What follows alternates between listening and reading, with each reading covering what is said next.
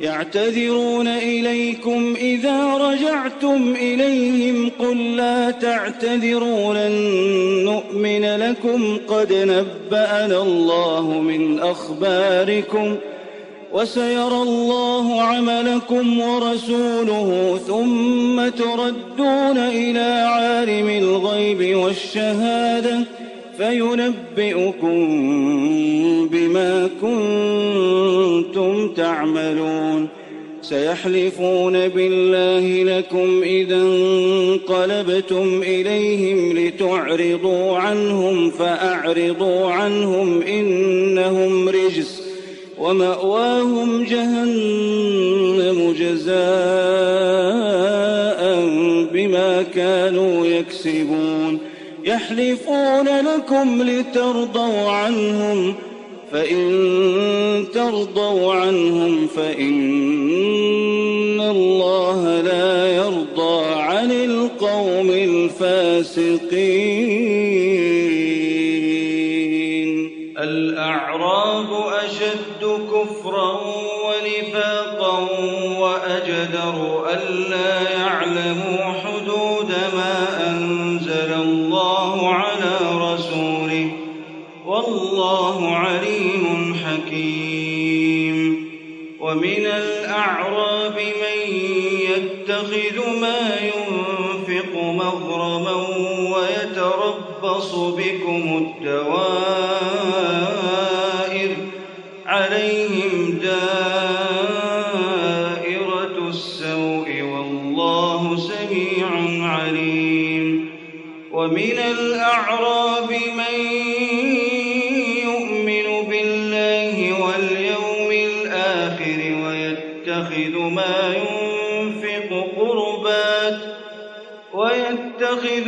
ينفق قربات عند الله وصلوات الرسول ألا إنها قربة لهم سيدخلهم الله في رحمته إن الله غفور رحيم.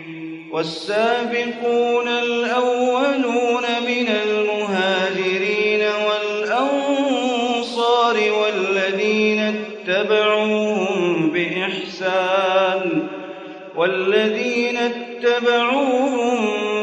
بإحسان رضي الله عنهم ورضوا عنه وأعد لهم جنات تجري تحتها الأنهار خالدين فيها أبدا ذلك الفوز العظيم. وممن حولكم من الأعراب منافقون ومن أهل المدينة مردوا على النفاق لا تعلمهم نحن نعلمهم سنعذبهم مرتين ثم يردون إلى عذاب عظيم. وآخرون اعترفوا بذنوبهم خلطوا عملا صالحا وآخر سيئا عسى الله أن يتوب عليهم إن الله غفور رحيم. خذ من أموالهم صدقة تطهرهم وتزكيهم بها وصل عليهم إن صلاتك سكن لهم والله سميع عليم. ألم يعلموا أن الله هو يقبل التوبة عن عباده ألم يعلموا أن الله هو يقبل التوبة عن عباده ويأخذ الصدقات وأن الله هو التواب الرحيم. وقل اعملوا فسيرى الله عملكم ورسوله والمؤمنون وستردون إلى عالم الغيب والشهادة فينبئكم بما كنتم تعملون. وآخرون مرجون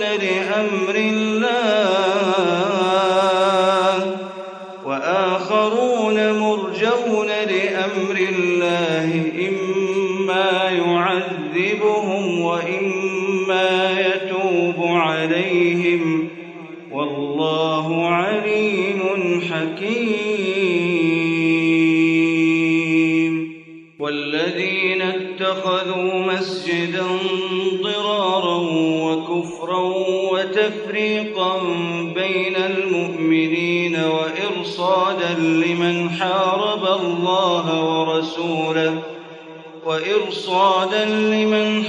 الله ورسوله من قبل وليحلفن إن أردنا إلا الحسنى والله يشهد إنهم لكاذبون. لا تقم فيه أبدا لمسجد أسس على التقوى من أول يوم أحق أن تقوم فيه رجال يحبون أن يتطهروا والله يحب المطهرين. أفمن أسس بنيانه على تقوى من الله ورضوان خير أم من أسس بنيانه على شفا جرف هار فانهار به في نار جهنم والله لا يهدي القوم الظالمين. لا يزال بنيانهم الذي بنوا ريبة في قلوبهم إلا أن تقطع قلوبهم والله عليم حكيم. إن الله اشترى من المؤمنين أنفسهم وأموالهم بأن لهم الجنة يقاتلون في سبيل الله فيقتلون ويقتلون وعدا عليه حقا في التوراة والإنجيل والقرآن ومن أوفى بعهده من الله فاستبشروا ببيعكم الذي بايعتم به وذلك هو الفوز العظيم. التائبون العابدون الحامدون السائحون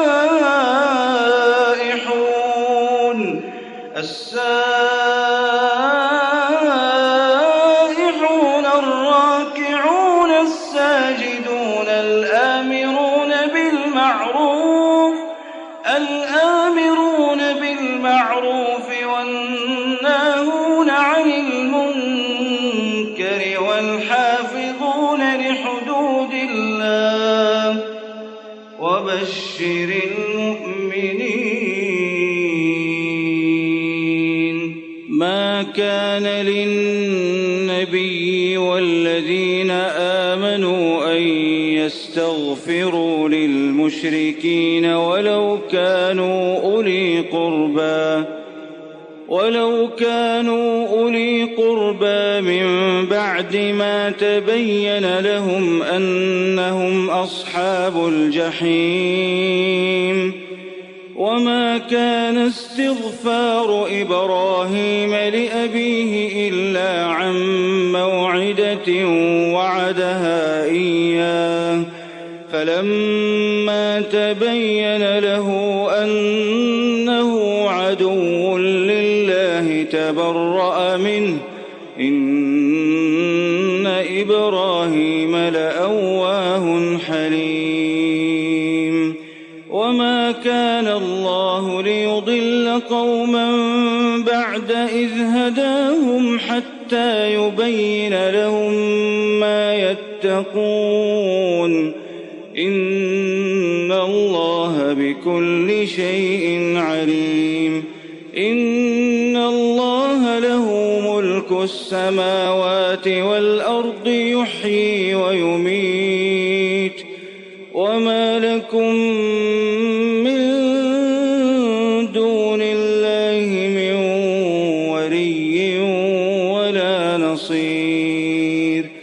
لقد تاب الله على النبي والمهاجرين والأنصار الذين اتبعوه في ساعة العسرة من بعد ما كاد يزيغ قلوب فريق منهم ثم تاب عليهم إنه بهم رءوف رحيم. وعلى الثلاثة الذين خلفوا حتى إذا ضاقت عليهم الأرض بما رحبت وضاقت عليهم أنفسهم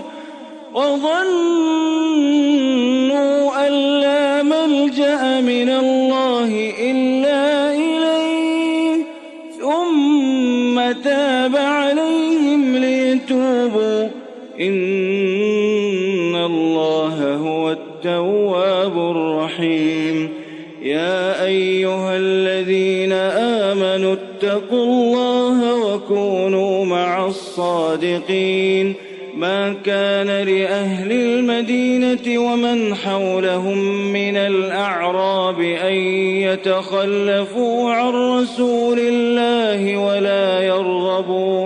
ولا يرغبوا بأنفسهم عن نفسه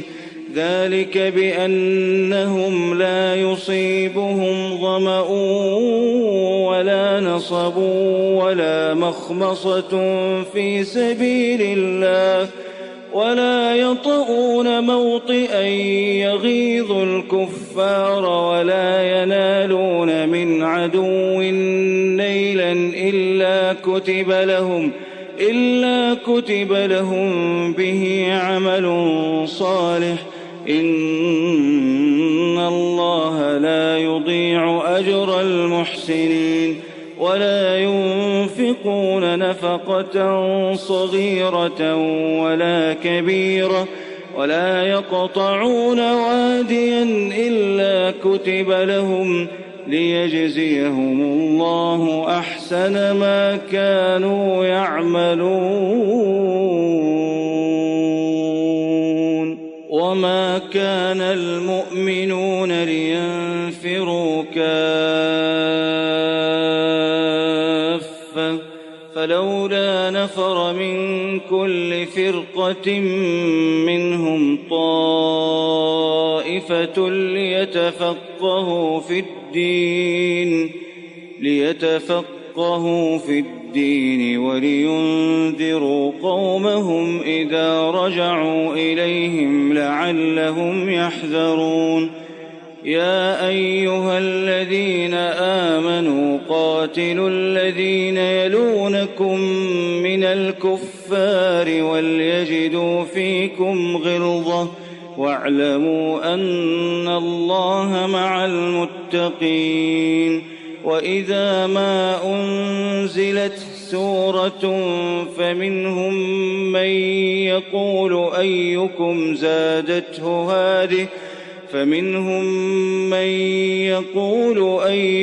زادته هذه إيمانا فأما الذين آمنوا فزادتهم إيمانا وهم يستبشرون. وأما الذين في قلوبهم مرض فزادتهم رجسا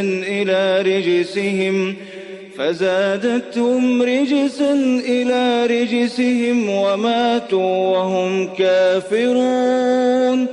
أولا يرون أنهم يفتنون في كل عام مرة أو مرتين ثم لا يتوبون ولا هم يذكرون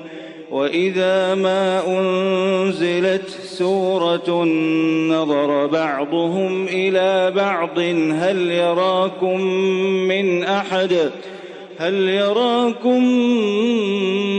من أحد ثم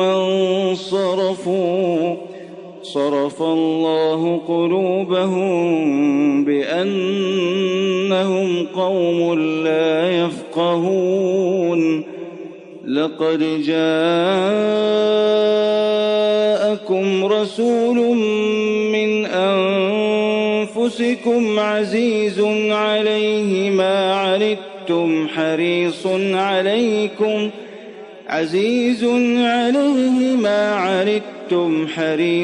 عليكم بالمؤمنين رؤوف رحيم فإن تولوا فقل حسبي الله لا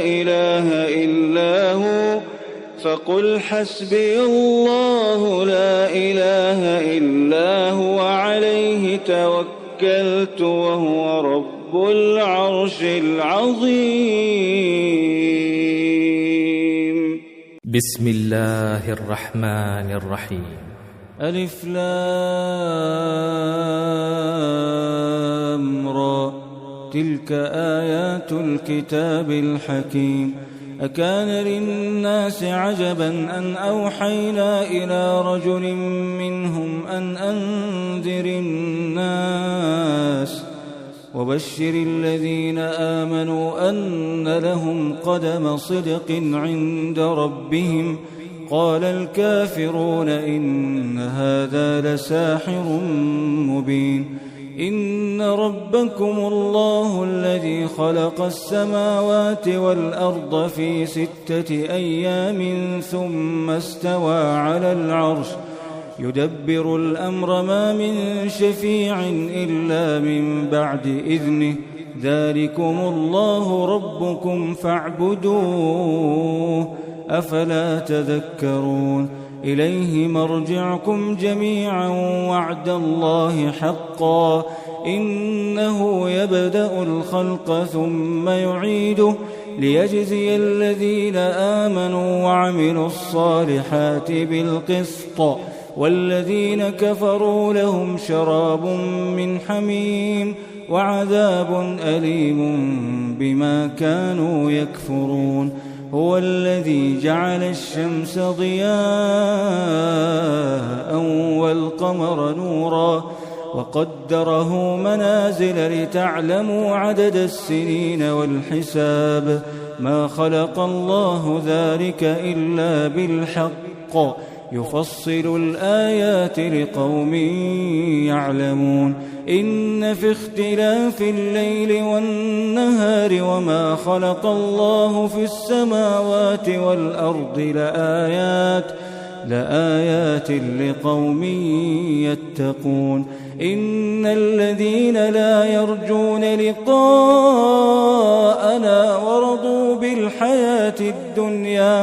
ورضوا بالحياة الدنيا واطمأنوا بها والذين هم عن آياتنا غافلون أولئك مأواهم النار بما كانوا يكسبون. إن الذين آمنوا وعملوا الصالحات يهديهم ربهم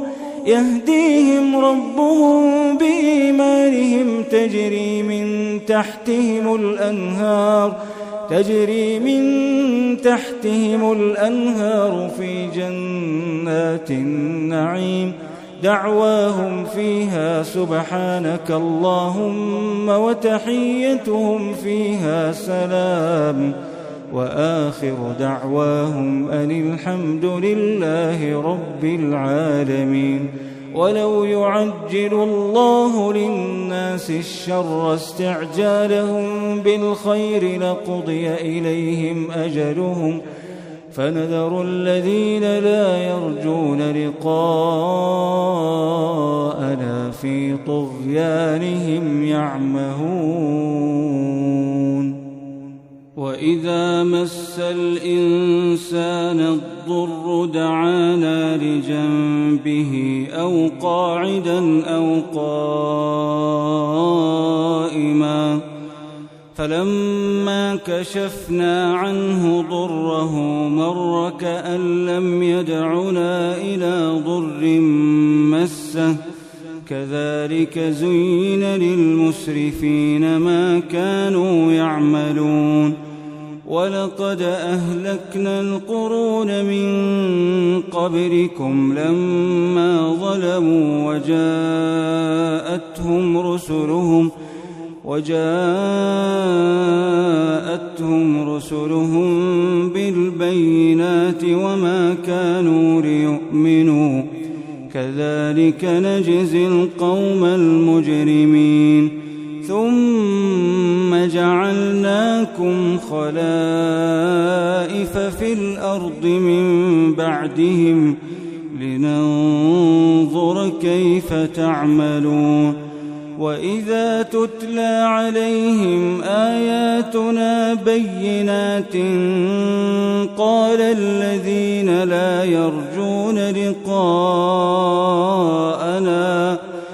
قال الذين لا يرجون لقاءنا ائت بقرآن غير هذا أو بدله قل ما يكون لي أن أبدله من تلقاء نفسي إن أتبع إلا ما يوحى إلي إني أخاف إن عصيت ربي عذاب يوم عظيم قل لو شاء الله ما تلوته عليكم ولا أدراكم به فقد لبثت فيكم عمرا من قبله أفلا تعقلون فمن أظلم ممن افترى على الله كذبا أو كذب بآياته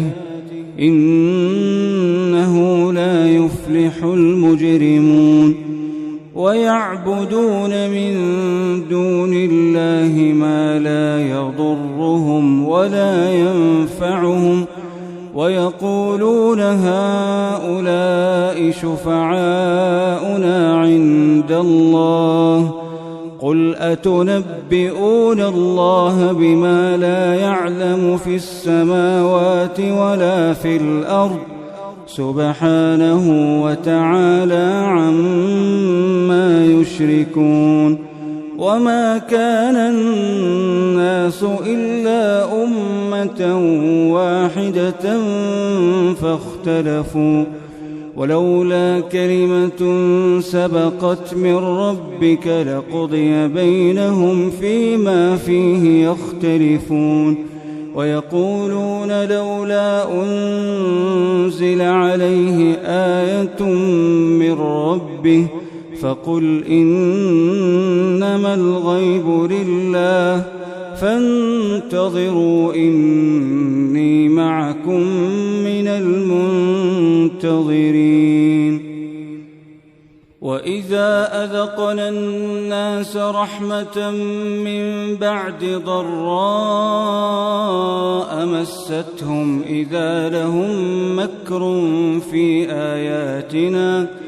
قل الله أسرع مكرا إن رسلنا يكتبون ما تمكرون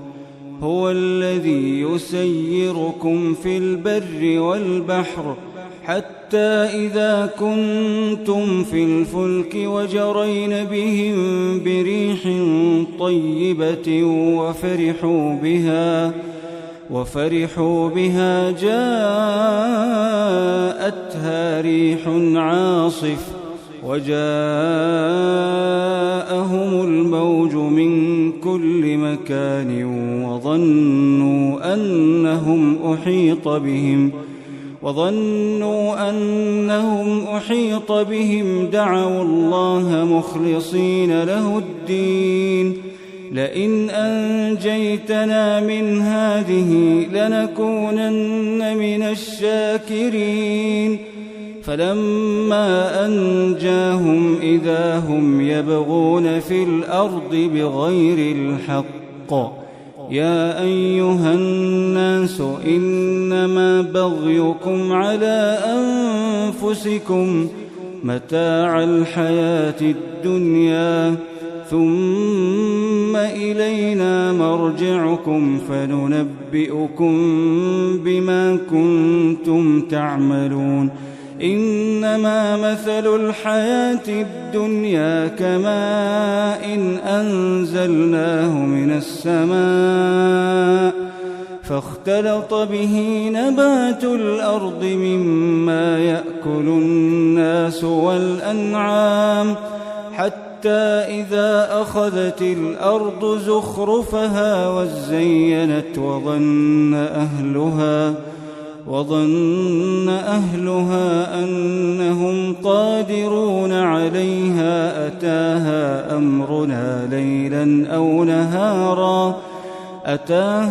أمرنا ليلا أو نهارا فجعلناها حصيدا كأن لم تغن بالأمس كذلك نفصل الآيات لقوم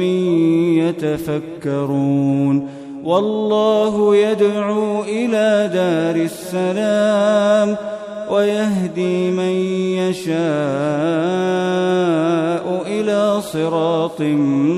مستقيم للذين أحسنوا الحسنى وزيادة ولا يرهق وجوههم قتر ولا ذلة أولئك أصحاب الجنة هم فيها خالدون والذين كسبوا السيئات جزاء سيئة بمثلها وترهقهم ذلة ما لهم من الله من عاصم كأنما أغشيت وجوههم قطعا من الليل مظلما أولئك أصحاب النار هم فيها خالدون ويوم نحشرهم جميعا ثم نقول للذين أشركوا مكانكم أنتم وشركاؤكم فزيلنا بينهم وقال شركاؤهم ما كنتم إيانا تعبدون فكفى بالله شهيدا بيننا وبينكم إن كنا عن عبادتكم لغافلين هنالك تبلو كل نفس ما أسلفت وردوا إلى الله مولاهم الحق وضل عنهم ما كانوا يفترون قل من يرزقكم من السماء والأرض أم من يملك السمع والأبصار ومن يخرج الحي من الميت ويخرج الميت من الحي ومن يدبر الأمر فسيقولون الله فقل أفلا تتقون فذلكم الله ربكم الحق فماذا بعد الحق إلا الضلال فأنى تصرفون كذلك حقت كلمة ربك على الذين فسقوا أنهم لا يؤمنون قل هل من شركائكم من يبدأ الخلق ثم يعيده قل الله يبدأ الخلق ثم يعيده فأنى تؤفكون قل هل من شركائكم من يهدي إلى الحق قل الله يهدي للحق أفمن يهدي إلى الحق أحق أن يتبع أمن لا يهدي إلا أن يهدى فما لكم كيف تحكمون وما يتبع أكثرهم إلا ظنا إن الظن لا يغني من الحق شيئا إن الله عليم بما يفعلون وما كان هذا القرآن أن يفترى من دون الله ولكن تصديق الذي بين يديه وتفصيل الكتاب لا ريب فيه من رب العالمين أم يقولون افتراه قل فأتوا بسورة مثله وادعوا من استطعتم من دون الله إن كنتم صادقين بل كذبوا بما لم يحيطوا بعلمه ولما يأتهم تأويله كذلك كذب الذين من قبلهم فانظر كيف كان عاقبة الظالمين ومنهم من يؤمن به ومنهم من لا يؤمن به وربك أعلم بالمفسدين وإن كذبوك فقل لي عملي ولكم عملكم أنتم بريئون مما أعمل وأنا بريء مما تعملون ومنهم من يستمعون إليك أفأنت تسمع الصم ولو كانوا لا يعقلون ومنهم من ينظر إليك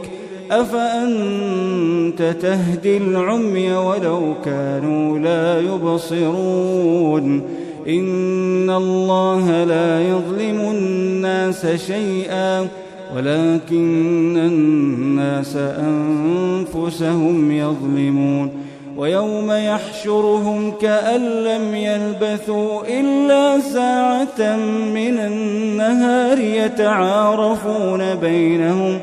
قد خسر الذين كذبوا بلقاء الله وما كانوا مهتدين وإما نرينك بعض الذي نعدهم أو نتوفينك فإلينا مرجعهم ثم الله شهيد على ما يفعلون ولكل أمة رسول فإذا جاء رسولهم قضي بينهم بالقسط وهم لا يظلمون ويقولون متى هذا الوعد إن كنتم صادقين قل لا أملك لنفسي ضرا ولا نفعا إلا ما شاء الله لكل أمة أجل إذا جاء أجلهم فلا يستأخرون ساعة ولا يستقدمون قل أرأيتم إن أتاكم عذابه بياتا أو نهارا ماذا يستعجل منه المجرمون أثم إذا ما وقع آمنتم به الآن وقد كنتم به تستعجلون ثم قيل للذين ظلموا ذوقوا عذاب الخلد هل تجزون إلا بما كنتم تكسبون ويستنبئونك أحق هو قل إي وربي إنه لحق وما أنتم بمعجزين ولو أن لكل نفس ظلمت ما في الأرض لافتدت به وأسروا الندامة لما رأوا العذاب وقضي بينهم بالقسط وهم لا يظلمون. ألا إن لله ما في السماوات والأرض ألا إن وعد الله حق ولكن أكثرهم لا يعلمون. هو يحيي ويميت وإليه ترجعون. يا أيها الناس قد جاءتكم موعظة من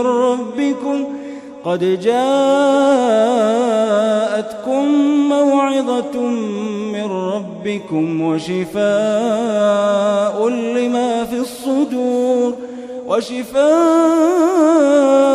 لما في الصدور وهدى ورحمة للمؤمنين. قل بفضل الله وبرحمته فبذلك فليفرحوا هو خير مما يجمعون. قل أرأيتم ما أنزل الله لكم من رزق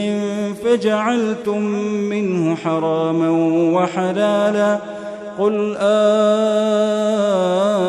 الله أذن لكم أم على الله تفترون. وما ظن الذين يفترون على الله الكذب يوم القيامة إن الله لذو فضل على الناس ولكن أكثرهم لا يشكرون. وما تكون في شأن وما تتلو منه من قرآن ولا تعملون من عمل إلا كنا عليكم شهودا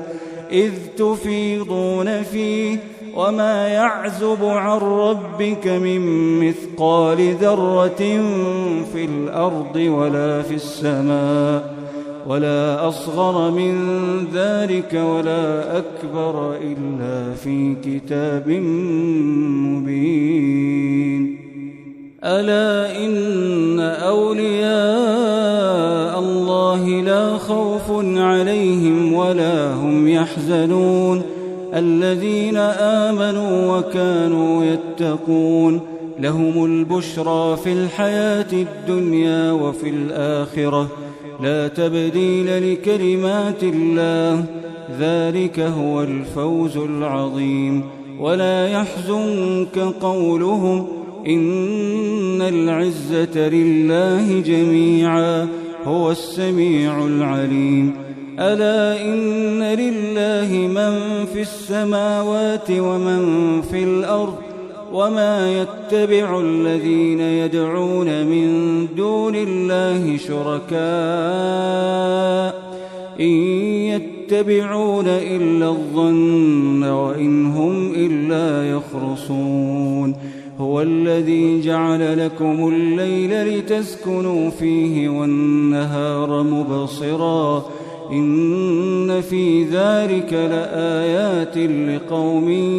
يسمعون. قالوا اتخذ الله ولدا سبحانه هو الغني له ما في السماوات وما في الأرض إن عندكم من سلطان بهذا أتقولون على الله ما لا تعلمون. قل إن الذين يفترون على الله الكذب لا يفلحون. متاع في الدنيا ثم إلينا مرجعهم ثم نذيقهم العذاب الشديد بما كانوا يكفرون. واتل عليهم نبأ نوح إذ قال لقومه يا قوم إن كان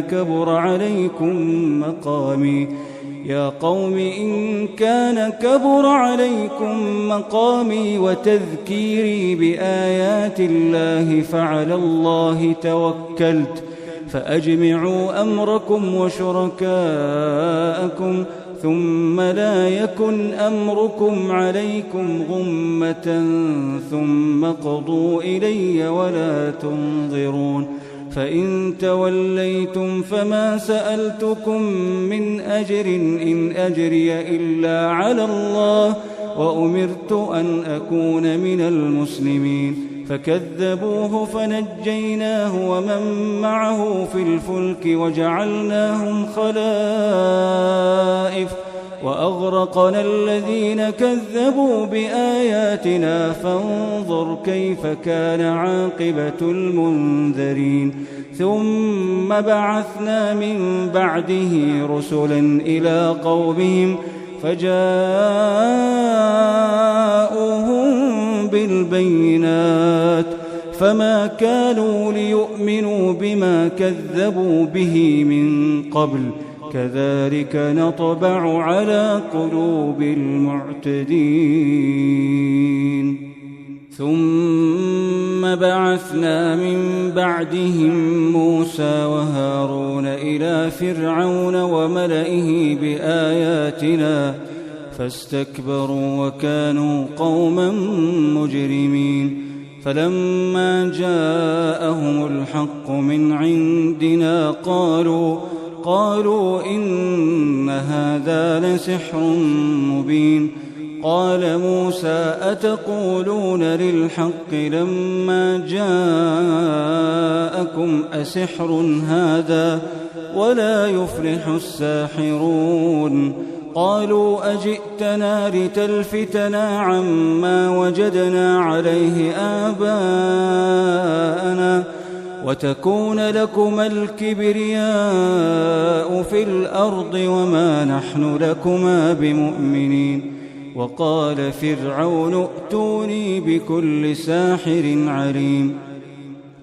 فلما جاء السحرة قال لهم موسى ألقوا ما أنتم ملقون فلما ألقوا قال موسى ما جئتم به السحر إن الله سيبطله إن الله لا يصلح عمل المفسدين ويحق الله الحق بكلماته ولو كره المجرمون فما آمن لموسى إلا ذرية من قومه على خوف من فرعون وملئهم أن يفتنهم وإن فرعون لعال في الأرض وإنه لمن المسرفين وقال موسى يا قوم إن كنتم آمنتم بالله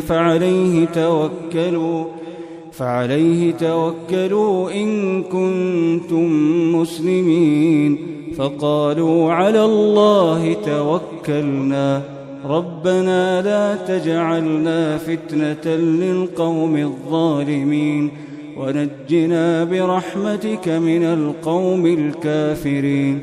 وأوحينا إلى موسى وأخيه أن تبوأ لقومكما بمصر بيوتا واجعلوا بيوتكم قبلة وأقيموا الصلاة وبشر المؤمنين وقال موسى ربنا إنك آتيت فرعون وملأه زينة وأموالا في الحياة الدنيا ربنا ليضلوا عن سبيلك ربنا اطمس على أموالهم واشدد على قلوبهم فلا يؤمنوا حتى يروا العذاب الأليم قال قد أجيبت دعوتكما فاستقيما ولا تتبعان سبيل الذين لا يعلمون وجاوزنا ببني إسرائيل البحر فأتبعهم فرعون وجنوده بغيا وعدوا حتى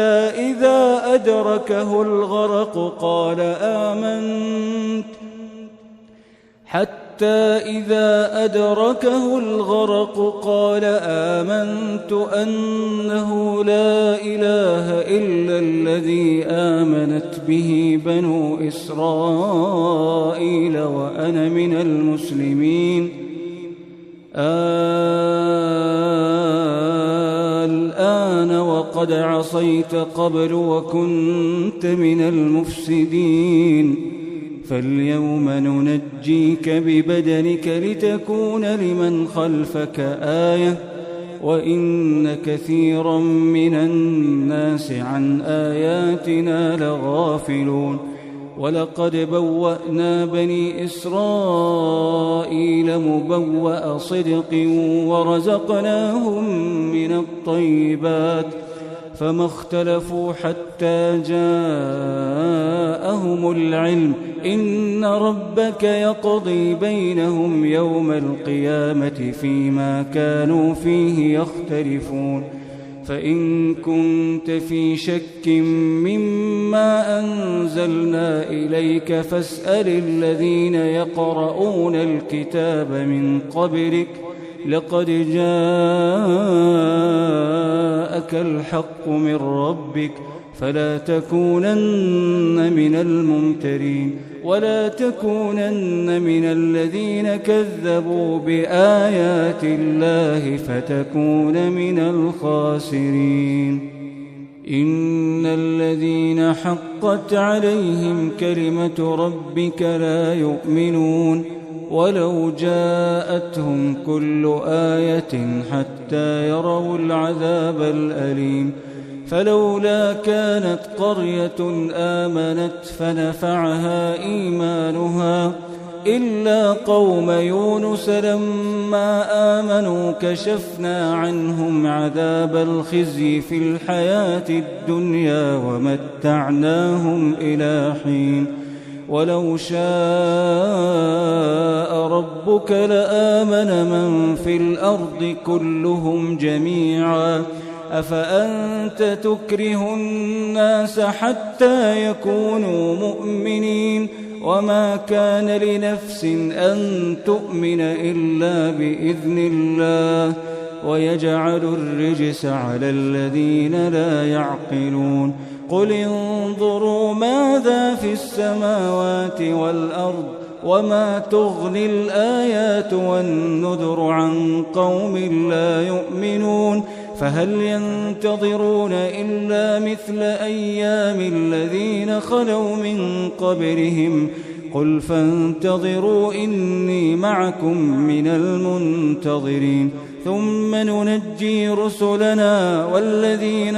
آمنوا كذلك حقا علينا ننجي المؤمنين قل يا أيها الناس إن كنتم في شك من ديني فلا أعبد الذين تعبدون من دون الله ولكن أعبد الله الذي يتوفاكم وأمرت أن أكون من المؤمنين وأن أقم وجهك للدين حنيفا ولا تكونن من المشركين ولا تدع من دون الله ما لا ينفعك ولا يضرك فإن فعلت فإنك إذا من الظالمين وإن يمسسك الله بضر فلا كاشف له إلا هو وإن يردك بخير فلا راد لفضله يصيب به من يشاء من عباده وهو الغفور الرحيم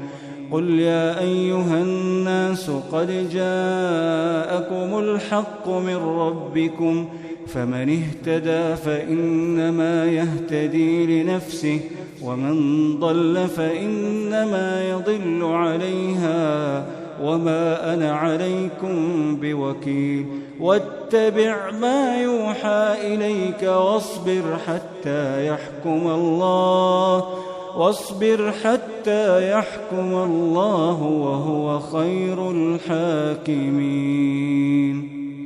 بسم الله الرحمن الرحيم ألف لام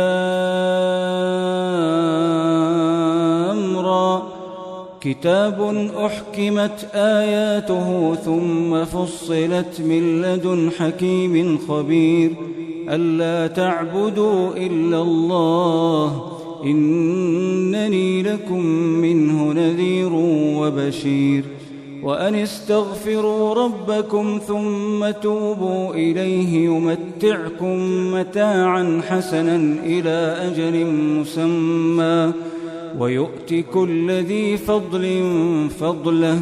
وإن تولوا فإني أخاف عليكم عذاب يوم كبير